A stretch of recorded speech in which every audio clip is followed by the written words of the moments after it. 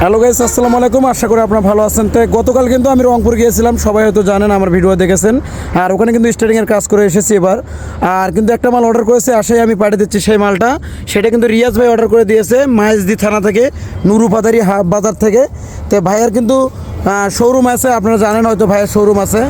আর একটা গুরুত্বপূর্ণ কথা হলো কি, বাজারে কিন্তু অনেক পিক আপ আছে। অনেকজনই বলেন ভাই পিক আপের দাম কম, কিন্তু সেই উপলক্ষে আমি বলতেছি ভাই, যারা যে কোনো পিক আপগুলো নেবেন দেখে নেবেন, অনেক পিক আপই আছে।